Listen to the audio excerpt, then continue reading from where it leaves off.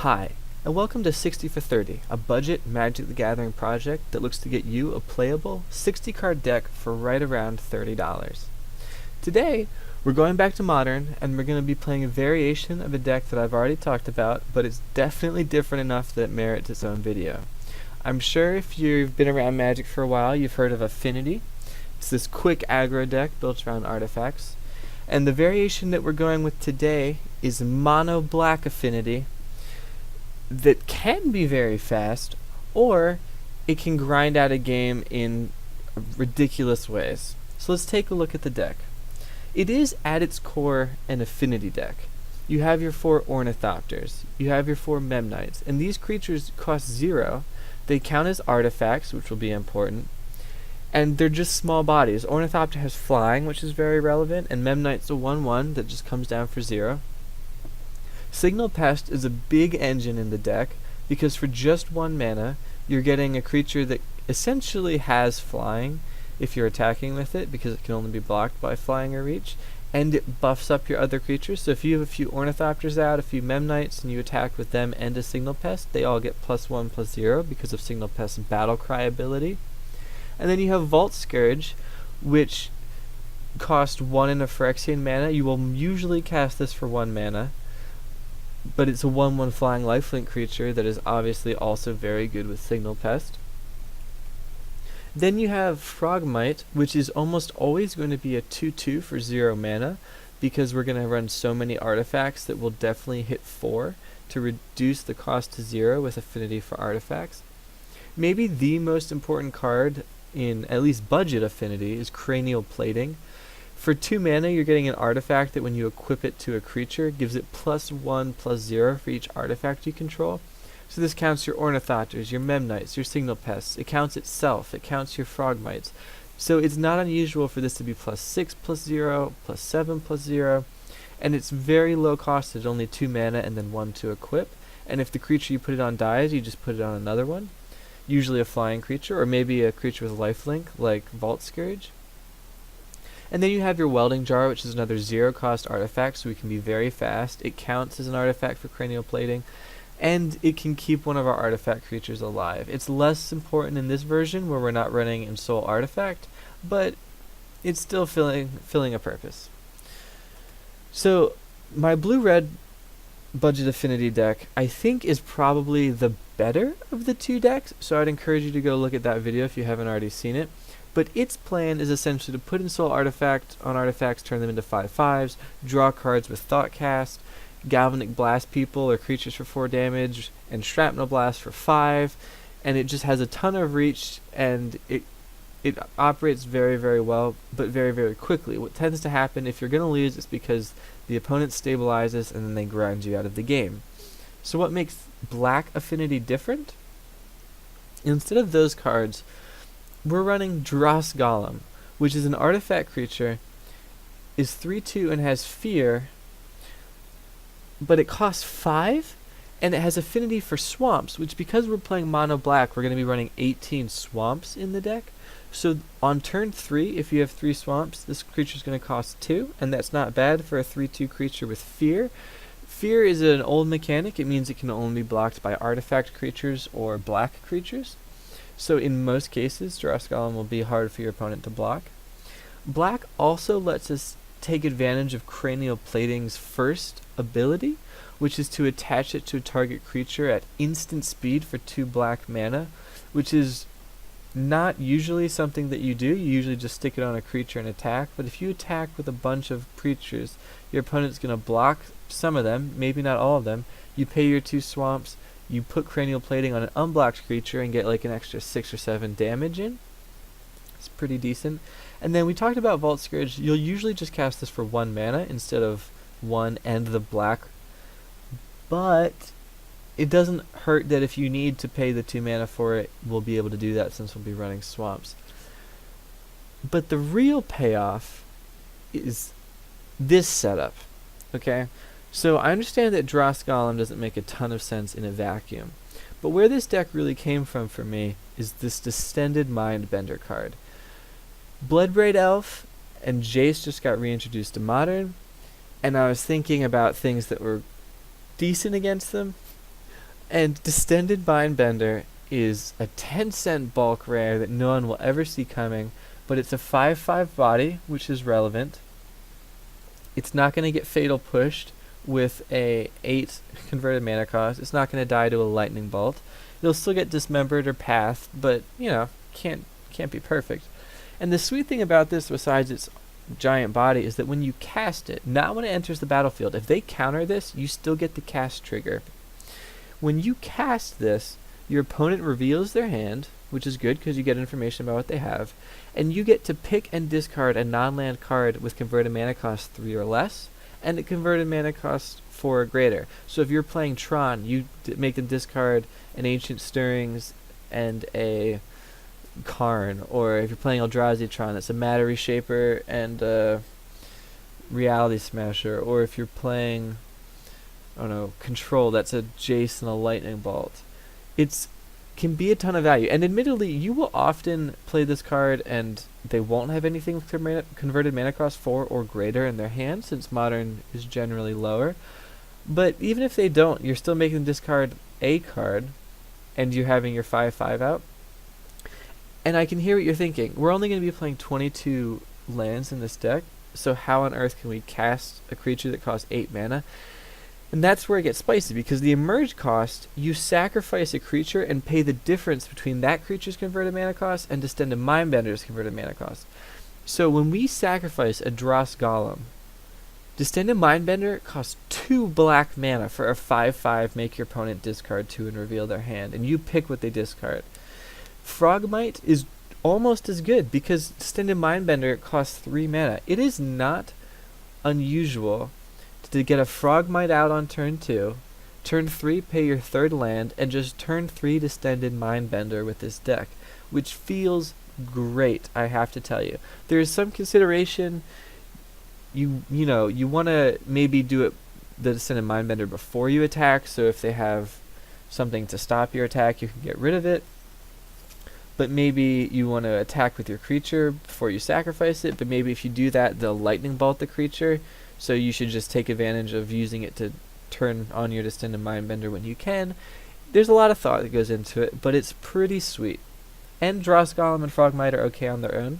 And then the other spicy black thing is Herald of Anguish, which came to us from the Aether Revolt set.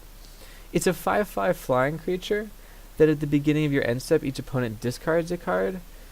And it has the ability to pay 2 and sacrifice an artifact, which we have plenty of, to give a creature -2/-2 until the end of turn. So this is when this comes down, you're gonna have a really fast, tough clock for your opponent to deal with. You're gonna be able to disrupt a lot of their board with the -2/-2 ability, and it's gonna be hard for them to reestablish themselves with that discard effect. So this is a really strong way to close out a game. After that, I talked about the 22 land, 18 swamp, 4 Darksteel Citadel. It's indestructible, and it's an artifact, so it counts for Cranial Plating and Frogmite. So some things, I may have talked about some of these already, but this deck is really interesting because Affinity is at its heart and soul a very quick deck. You're dumping your whole hand as quickly as you can and killing them, and this deck can certainly do that.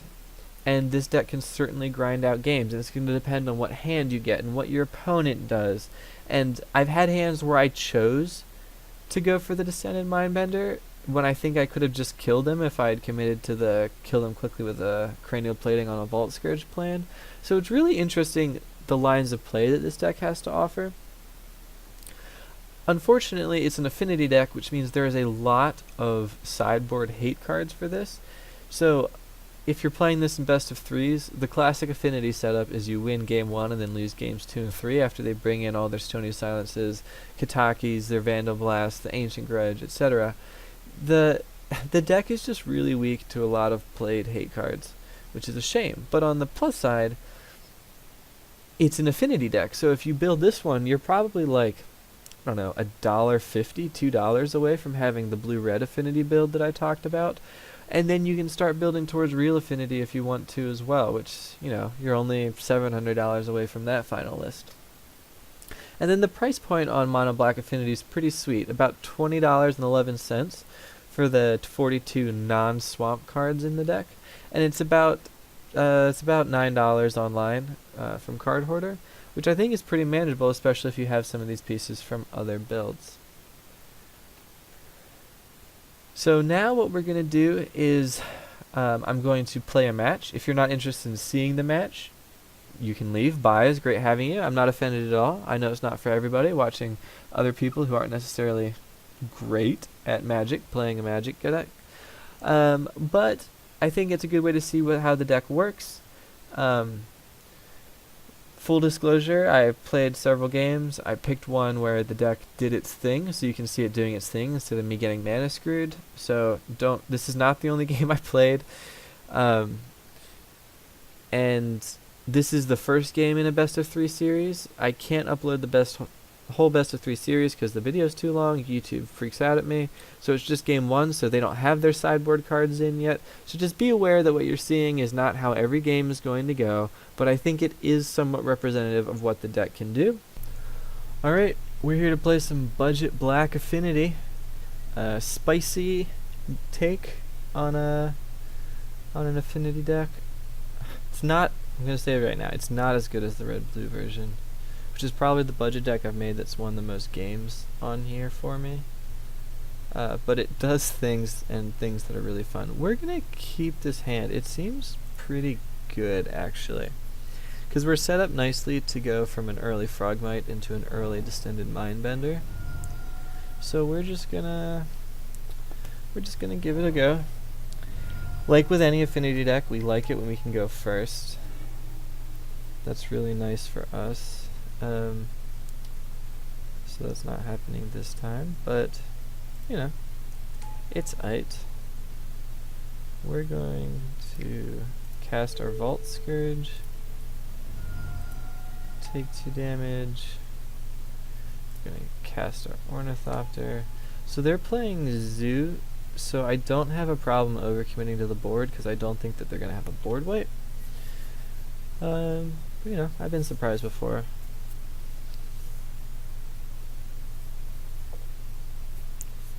Let's see, because we're set up to get that Frogmite next turn.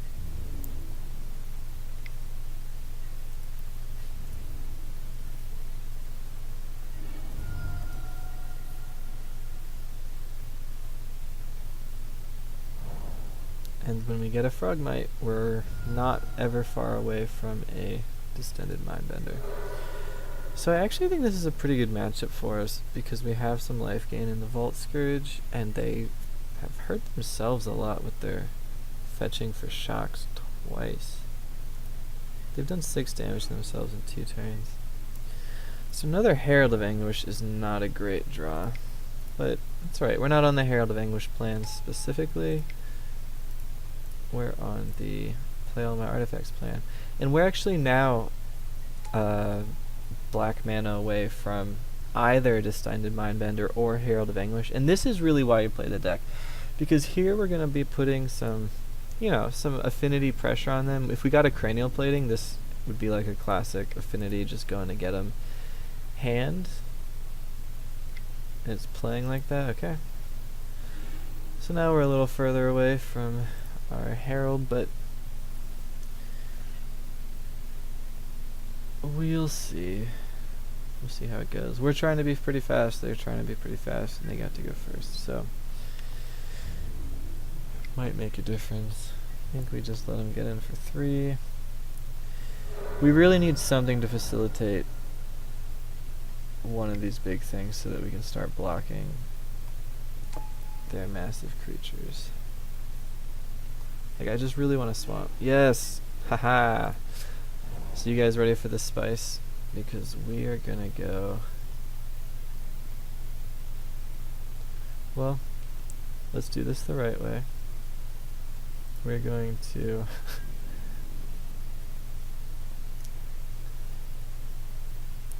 Oh, yes, haha, lightning bolt. So, an interesting thing about the sequencing here is that you really always have to decide when you have this play if you want to attack with your sacrificial creature, because they could remove it in response and then you won't have it to cast the spell.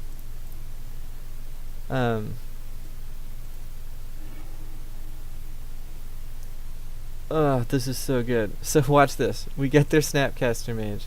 We get their Bloodbraid Elf. We leave them empty, and we have a 5/5 blocker. They've got to be so mad. That is brutal. Wow, that feels good though. Doesn't really get better than that. You often don't hit a 4-drop because there aren't that many played in a lot of decks.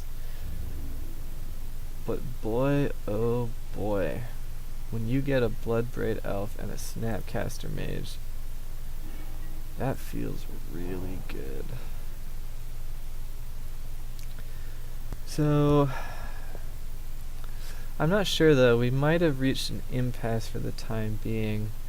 1, 2, 3, 4, 5. We need 2 more land and or artifacts to hit our heralds. Our Mindbender's a good blocker, but if we attack, they'll double block it and then they'll be on the offensive again. So knowing that we have a lot of late game scaling power in our hand, and they were empty before this turn, I'm not sure if slow playing this is the move, but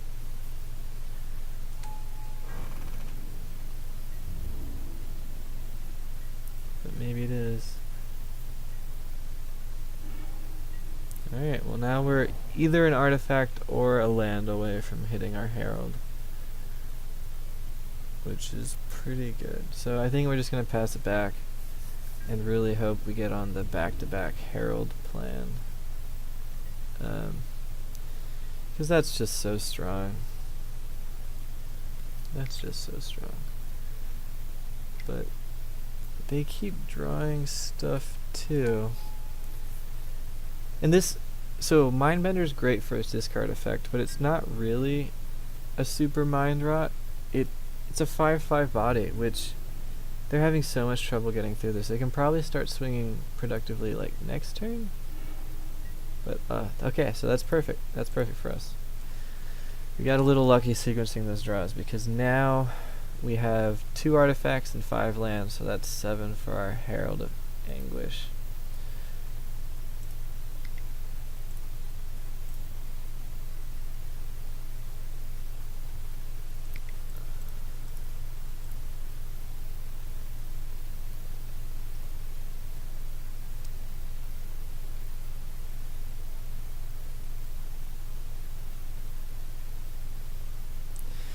So this is kind of a perfect example of the deck. We could have had a lot of pressure early. We didn't. So now we're Distended Mindbendering and Herald of Anguishing our way out of this one, hopefully. And you know, the Dross Golem is kind of a bad card, but it's actually pretty good at the end of the game. If the board's clogged and you can like just throw a Cranial Plating on it, that's pretty decent. So the Pride Mage helps them a lot because it makes their Tarmogoyfs 5/5s with the, or 5/6s with the Exalted, which is actually really, really hard for us to deal with.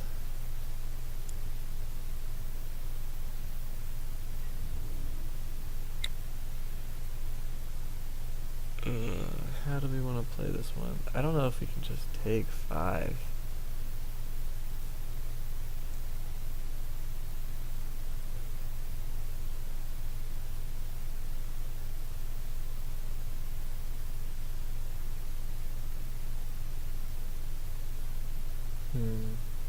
So let's think a few turns in advance. So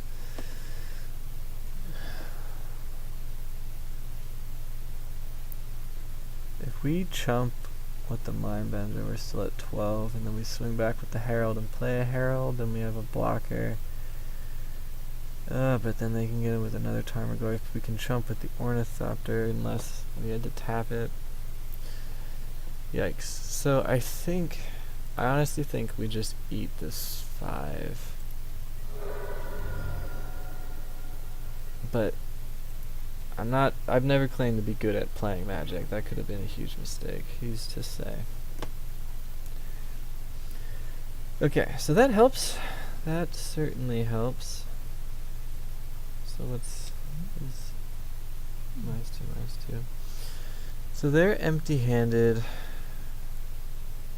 So I think what we want to do is pay 1 for our Dross Golem.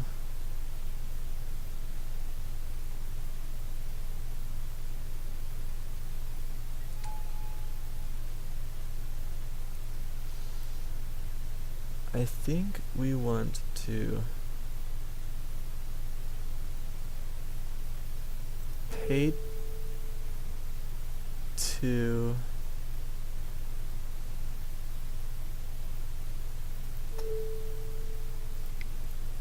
and sacrifice an artifact. We're going to sacrifice the Welding Jar just because we need chump blockers. And we're going to kill their Pride Mage, which is pretty good. And we still have 2 mana up so that we can do that again in a pinch. Yeah, that's fair. That hurts. Probably could have, should have seen that coming. So that hurts our 2-turn plan because I was thinking that we could attack with Herald this turn, put them at 7 and get them with the Golem. Herald. Maybe I should have sacrificed the Citadel. You never know. That was dumb. I should have seen that. So we're done on the main phase.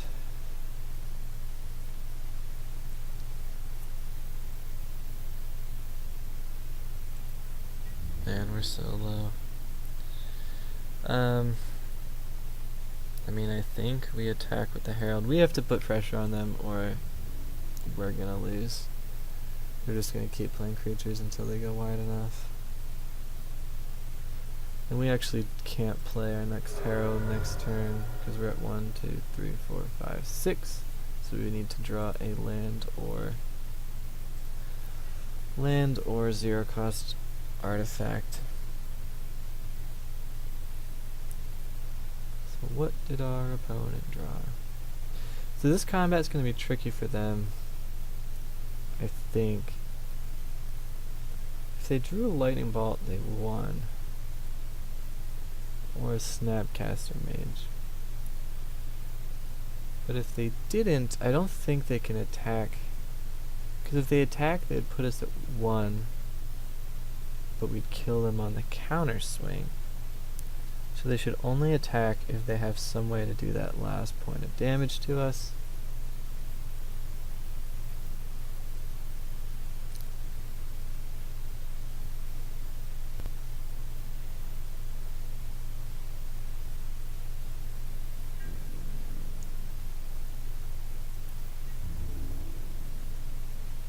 So, yep, so they're going with everybody, huh?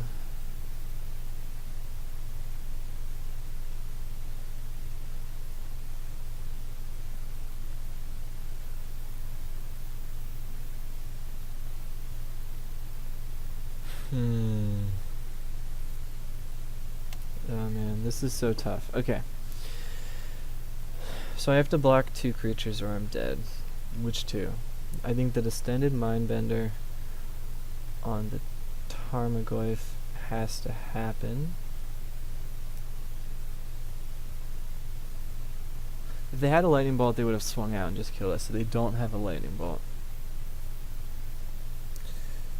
But do I stick the Ornithopter? Here's the dilemma. Do I stick the Ornithopter on the Wild Nacatl, sack the Darksteel Citadel to keep the Ornithopter alive after combat and take 4 going to 3?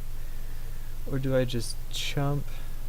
Because either way I'm too far away from Herald, but one way I get to keep my Ornithopter,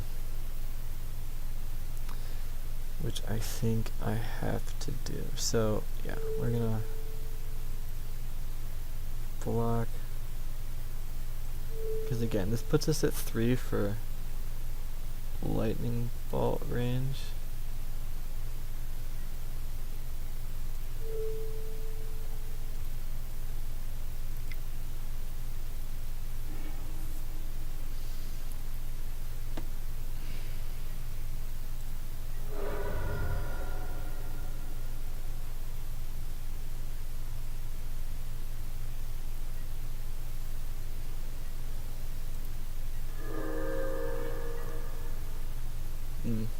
Dross Golem is good here. I think we needed a way to play a creature, because we're not going to kill him this time.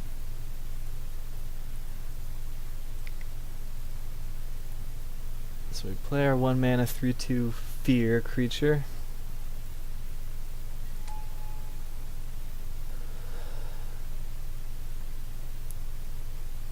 So we can't attack with both because they wouldn't... Well, can we attack with both? They would have to block the Mindbender, so then they only have these 2, and I have 2 chump blockers.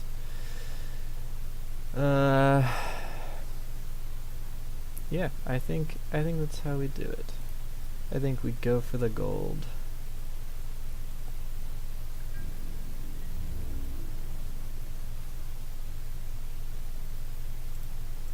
Because in a pinch, I can always sacrifice an artifact to make an Akatl a 1/1 creature and it not be lethal if it's the one getting through. So I think this feels pretty safe. But I've been wrong before. Oh man, that feels bad. They just couldn't cast the Savage Knuckle Blade because the red and blue source is the same source.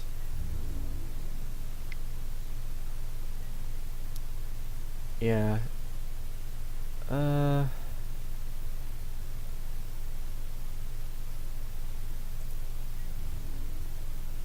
mean,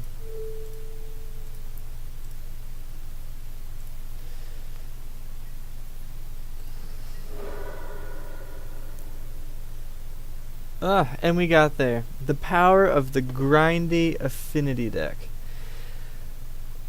We got pretty lucky at a lot of points. I don't want to make it out and be like, this deck is great. This deck, I have lost a lot of games. I'm not putting on video on this deck. But it is fun. You do get to do cool things, and it can play with the big boys at times, which is really all you can ask of any $30 deck. So, thanks for watching. Have fun out there, boys and girls. That's what it's all about.